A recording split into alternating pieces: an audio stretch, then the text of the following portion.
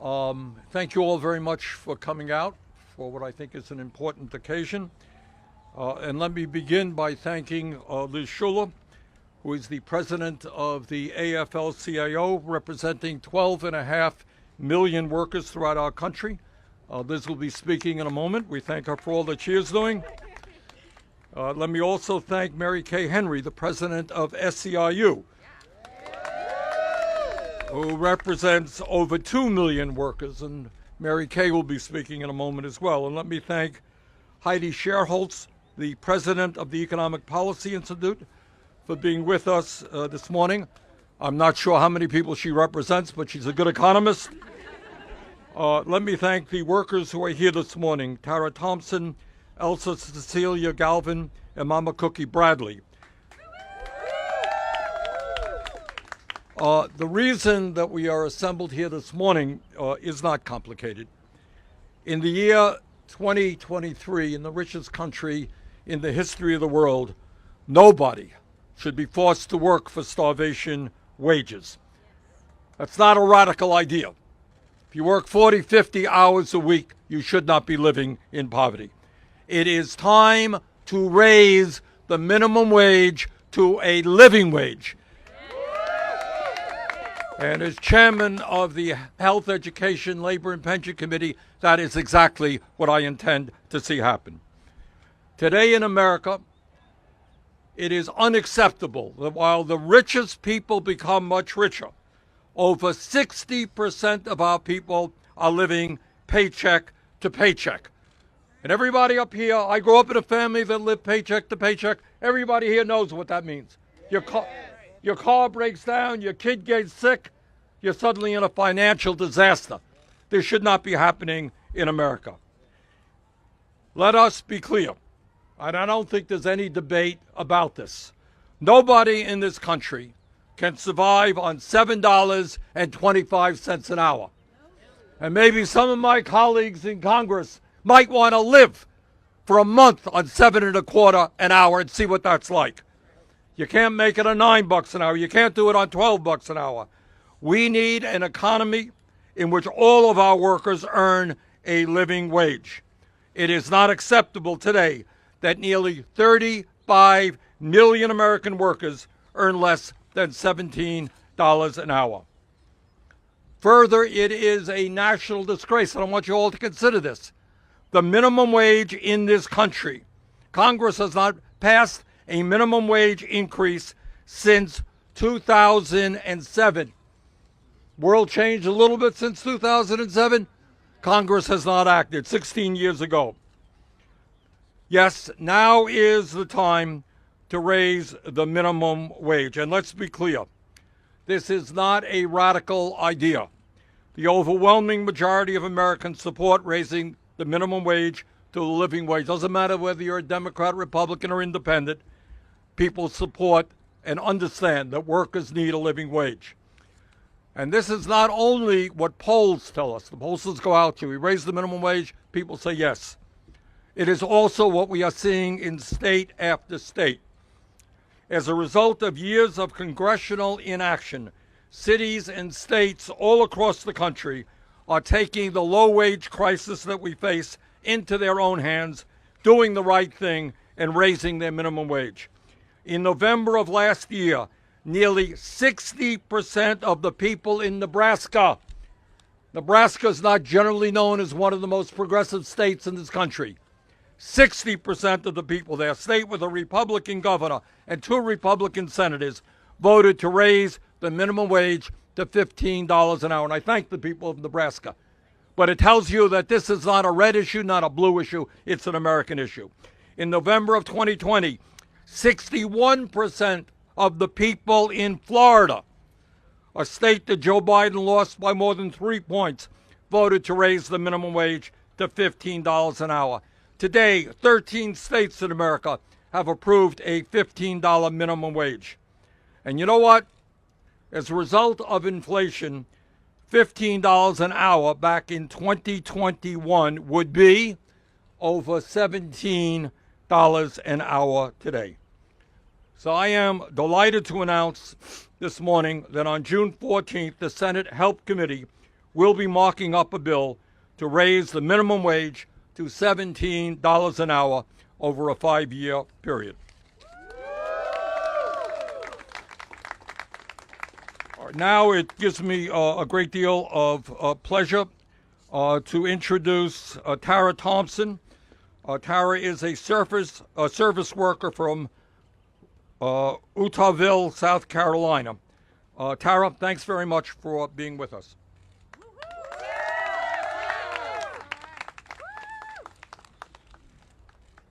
Good evening, everyone. As y'all know, my name is Tara Thompson, and I am from Utahville, South Carolina. I am a mother of 3 and a proud member of the Union of Southern Service Workers. In my hometown of South Carolina, minimum wage is still $7.25. I have worked many low wages jobs. As McDonald's, they was paying me $8. I worked for Dollar General, and I made $11. I've been struggling to feed my kids and to even pay my bills. Last year, we went on strike with some other co-workers from Dollar General. We demand higher pay, safer workplace,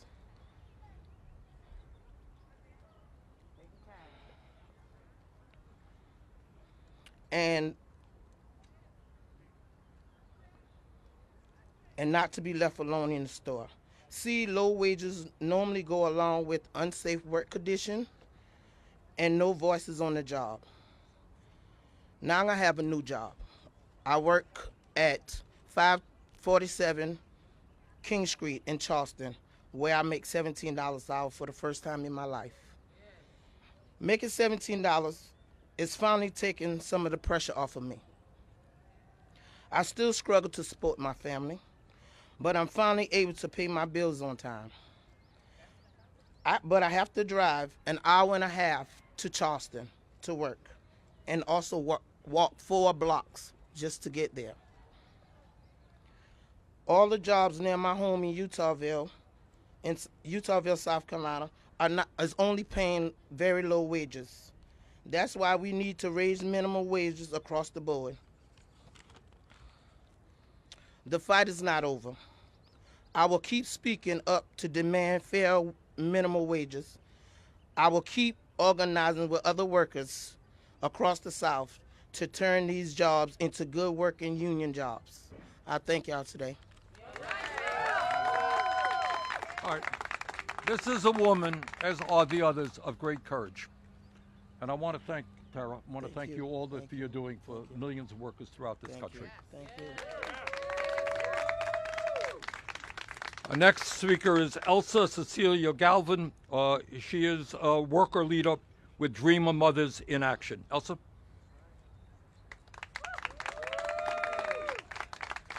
Good morning. Mi nombre es Elsa Cecilia Galván. Yo soy miembro de Madres Soñadoras en Acción. Soy originaria de Tequila, Jalisco, México, y he vivido aquí en Virginia por más de 23 años, donde mi esposo y yo estamos criando nuestros 4 hijos. Durante los últimos años yo he trabajado como cuidadora de niños, limpiadora de casas y actualmente también limpio un dealer. Let her translate. Okay. Good morning. My name is Elsa Galvan. I'm a member of Dreamers Mothers in Action. I'm originally from Jalisco, Mexico, and have lived in Virginia for 23 years, where my husband and I are raising 4 children. Durante los últimos 10 años yo he trabajado como limpiadora de casas, cuidando niños, y actualmente trabajo por las noches limpiando un dealer. Por lo general tengo que tener 2 o 3 trabajos para poder tener los ingresos que necesitamos en el hogar.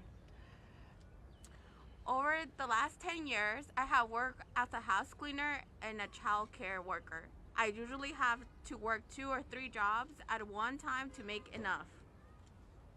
Esto no es suficiente para tener los ingresos en nuestro hogar, pues está ahorita la situación muy difícil.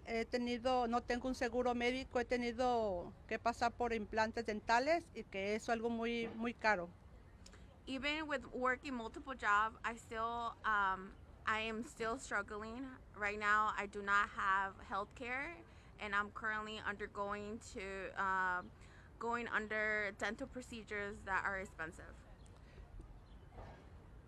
tengo muchas preocupaciones financieras, trabajamos de cheque a cheque y no podemos, y solamente para poder pagar nuestra hipoteca y los servicios públicos. I have a lot of financial worries. I work paycheck to paycheck to pay for utilities and the mortgage. I cannot afford. Me preocupa mi familia porque no tenemos los ingresos estables. Mi esposo y yo ganamos por hora y trabajamos horas impredecibles. I worry for my family because we don't have a steady income coming in. My husband and I make an hourly wages and work on predictable hours. Mis dos hijos mayores que también están en la escuela y ellos trabajan también para poder ayudarnos. My oldest children who are still in school work to support our family. También tengo que cuidar de mi padre de 94 años que vive en mi pueblo y tengo que poder enviar remesas para poder ayudar a mi familia. I also help to take care of my 94-year-old father who lives in Jalisco by sending money back home. Necesitamos una ley para aumentar el salario mínimo por $17 la hora para aliviar un enorme peso que tenemos cargando. A law to increase the minimum wage to $17 per hour will lift some of this huge weight that I'm carrying. Así podremos respirar un poco más tranquilos acerca de tener una seguridad financiera con mi familia, incluso ser capaz de poder comprar mi propio auto. And that would relieve me and be able to allow me to afford a car that I have been saving for. Quiero agradecer al senador Sanders por apoyar la legislación para asegurar que las trabajadoras del hogar como yo podamos ganar un salario digno. I want to thank Senator Sanders for supporting this legislation to make sure that domestic workers like me can earn a livable wage.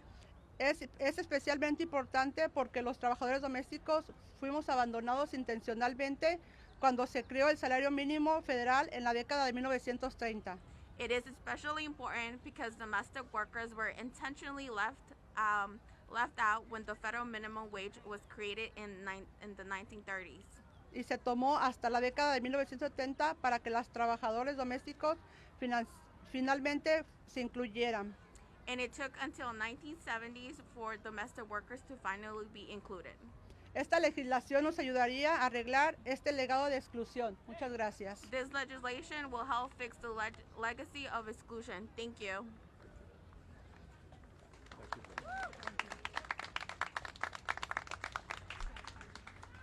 Next speaker is Mama Cookie Bradley, who is a founding member of the Union of Southern Service Workers, who has worked in fast food for more than 30 years. Mama Cookie. Yes, sir.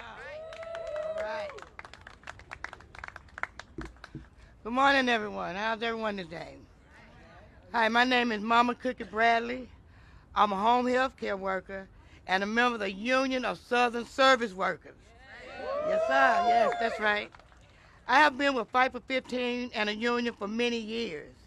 In the South, we really need a union.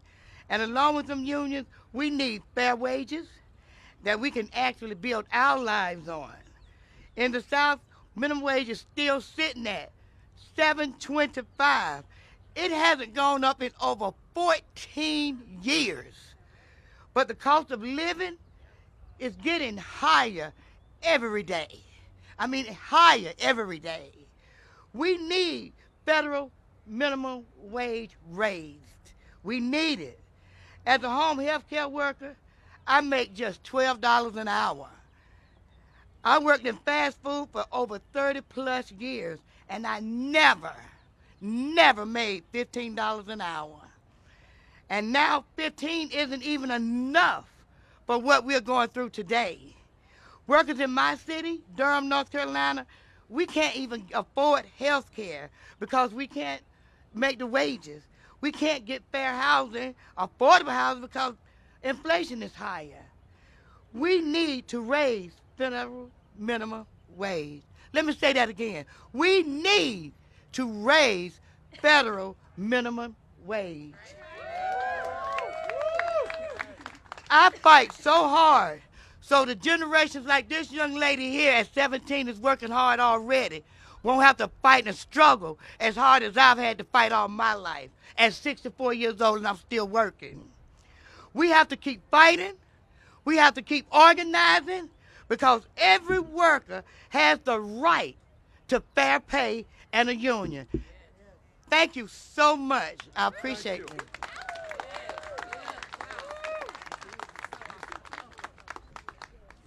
Our next speaker is Heidi Schreiholz, who is with he is the president of the Economic Policy Institute. Heidi, thanks for being with us. Thank you, Senator. Thank you. Okay, I am an economist, and I can confirm that we know the economics of the minimum wage. That our opponents will often try to make it seem like there's real ambiguity about it, but I am here to tell you that that is not true.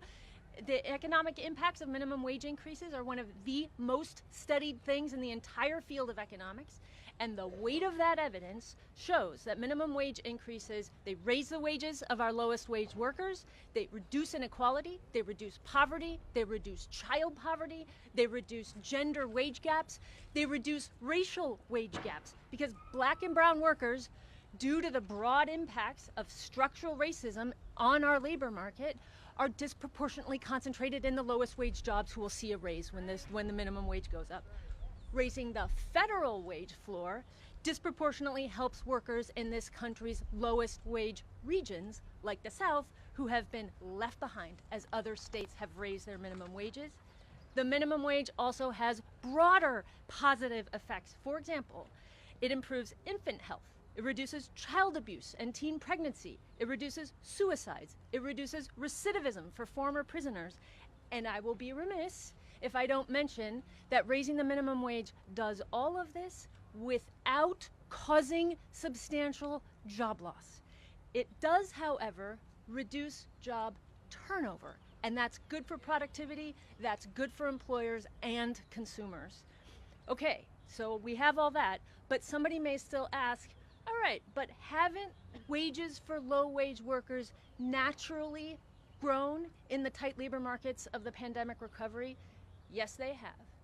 But so has the cost of living. So just to give you an idea of this, $17 today has roughly the same purchasing power as $15 did just 2 years ago. It is a disgrace that we have allowed the minimum wage to languish in the way that it has. The federal minimum wage is now more than 40% below in real terms than it was 55 years ago. All right, I want to end with just one more quick point. When you raise the minimum wage, it makes our economy stronger. The policies of the last 4+ decades that have increased inequality, like allowing the floor to drop out of minimum wage workers, those policies have not just raised inequality, they have also slowed overall economic growth. And the way that happens is because overall spending falls as inequality shifts incomes away from low and middle income households, who are the ones who are most likely to spend that money immediately on necessities, and shifts income towards higher wage households, who are the ones who have the luxury to save, not spend. Inequality slows growth. Weak minimum wages slow growth. Policies that help ensure that our economy works for everyone, like raising the federal minimum wage, are also the very policies that can make our economy stronger, more resilient, and faster growing. And I will leave it there. You said a lot. Thank you, Heidi. She said a lot in a few minutes. Good economist. All right.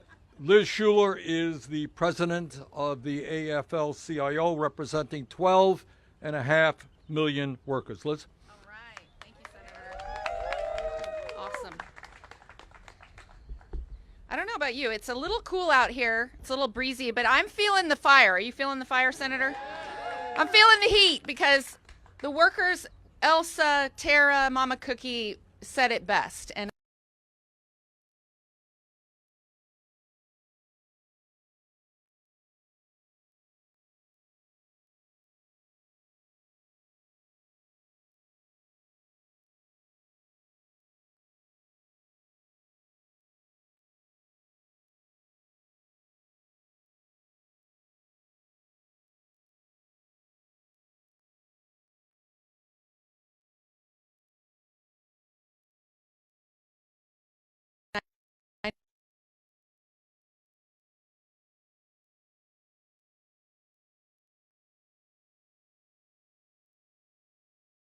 Most of the people I'm talking to who are making minimum wage, dishwashers, McDonald's workers, Walmart greeters, child care workers, you name it, many of whom are single moms, workers of color who have never been given the same opportunities, elderly workers who are just trying to get by. They've gone back to work in many instances.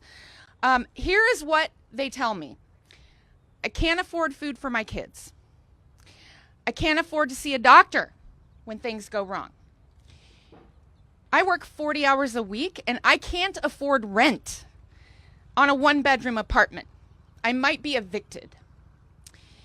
Can we take a second and realize how broken this system is? That is happening, how infuriating it is that this is happening. And I share your outrage, Senator, that we live in a country with wealth on levels never seen before in human history. $30 million homes, right? Mega yachts, billionaires who fly rockets into space, while we have people who work 40 hours a week but cannot live with basic dignity. It's wrong. It has to end, and it has to end now. And I remember a couple years ago, 2021, when the Raise the Wage legislation came up, and the National Restaurant Association, the big lobbying group, put out a statement that said it is the wrong time to discuss the minimum wage. And I bet they say it again today. Let's wait and see. I dare them to look in the eyes of a worker making the minimum wage, a worker who showed up during the pandemic, who delivered our food, who cared for sick people, and say it is the wrong time. To those workers in retail, childcare, restaurants, you heard it on the front lines, it is not the wrong time, it is past time. It is past time. We have a minimum wage that, as was said, lost 27% of its purchasing power since it was raised 14 years ago. And this jump from $7.25 to $17 is not radical. It is common sense. And what that jump means in someone's life is just stunning. Our team sat down with a group of care workers making the minimum wage last week. We were all at a big summit together, and we asked them, what is the first thing you would do if you saw the minimum wage jump to $17 an hour? You can imagine what they said? Well, it surprised us because almost to a person, they said what Mama Cookie and Tara and others said. I would quit my second job. I would quit my third job. I would finally have time to spend with family. I would have a few hours to maybe relax, right, at the end of a day. That is what this bill means to working people, basic dignity and freedom. And I find it so telling these CEOs that cry wolf about the legislation in public turn around behind closed doors and say something completely different, say on an earnings call where I think it was the McDonald's CFO said, hey, we'll be fine. A minimum wage of $17 will actually be good for the economy, right? That's in private. And I may never say this again in my life, but that CFO was right.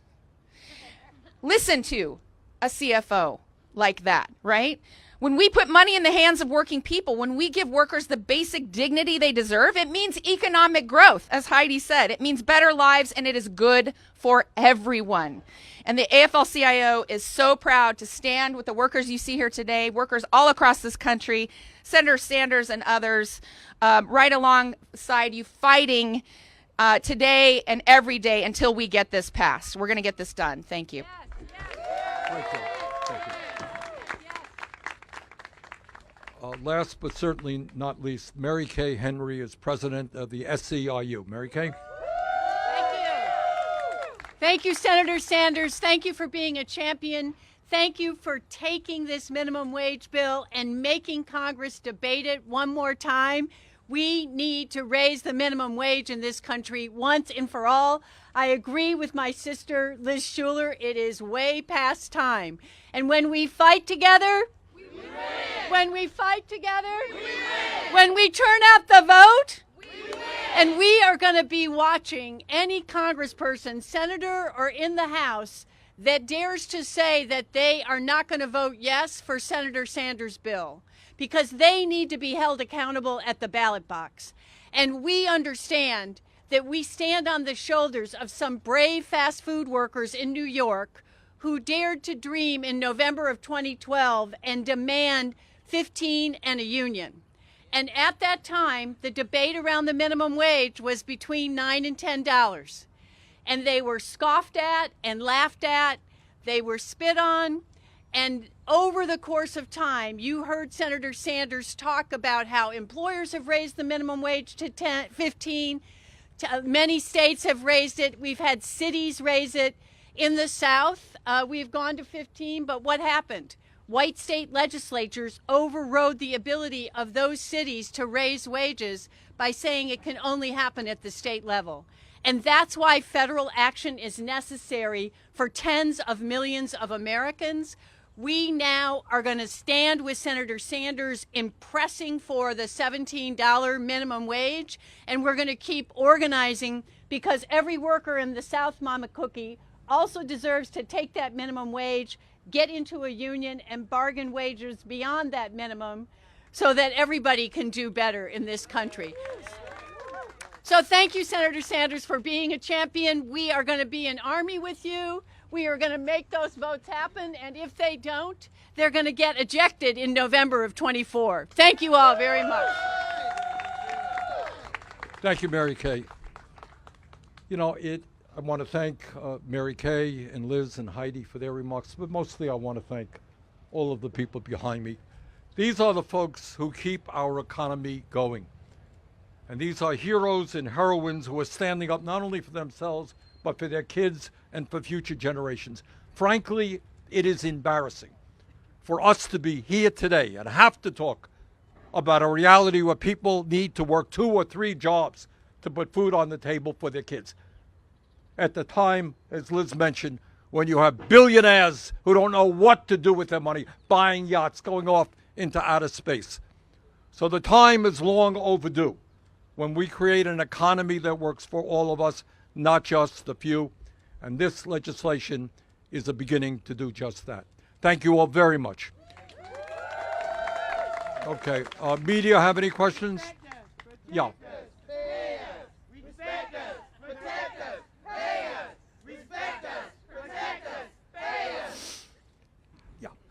Senator Sanders, in March of 2021, 8 Democrats voted against adding $15 minimum wage to the American Rescue Plan. Will there be any political consequences? Specifically, Kirsten Sinema is running as an independent. Will you support the Democratic challenger next year? Well, right now we're focusing on making sure that we have the votes in the Senate and the House to raise the minimum wage. And as you've heard today, this is a popular issue. I don't think there's a state in the country where people do not believe we should raise the minimum wage. I would hope that every member of Congress understands that, and there will be political consequences, as Mary Kay said, if they don't. Yeah. Senator Sanders, what do you say? You're with whom? I'm with Epic Times. Happy Times? Epic Times. Epic Times, okay. What do you say to the criticisms that, as Ms. Schuler mentioned, the McDonald's CFO says in private, oh, we can handle that, but what do you say to criticisms like the local burger shop across the street can't handle it, and you end up with more consolidation into the big companies? No, they can handle it, and the point is, we're not just talking about one burger shop. The beauty of a national minimum wage is all wages go up for all burger shops. But you're increasing the cost of business for the small burger shops. Well, we're not increasing the cost of business. When these people are able to earn a living wage, you know what? Maybe they're going to be able to go out and buy a damn hamburger. All right, from the media, yeah. You're with whom? The Guardian. Yeah. What do you see as the trajectory of this bill in this Congress? Do you intend to put it on the Senate floor for? Yeah, we're going to push it as quickly and as hard as we can. Look, frankly, what can I tell you? The last minimum wage bill passed by Congress was in 2008. Do you think it's time to raise it? I do. Most Americans do. So we're going to do our best to get this onto the floor as soon as we can. Yes. You're with whom? Basil John with Nexstar. So some of your Republican colleagues, like Senator John Cornyn, they say that a $17 minimum wage cannot happen. He's saying that it should be a state-by-state basis rather than a federal. What is your response to that? Why do you think he said that? Well, when states do the right thing, people like Senator Cornyn say it should be the federal government that do it, not the state. And you've heard instances here actually where cities have done the right thing, but overruled by the state. So you know, they keep changing their tune. Sometimes they love the federal government to act, sometimes they want the state government to act. But the truth of the matter is, and I would ask this to Senator Cornyn, does he think that anybody in any state in America can live on $7.25 an hour, on $9 an hour, on $12 an hour? We need to raise the minimum wage in 50 states in this country. It's a national issue. All right, thank you all very much.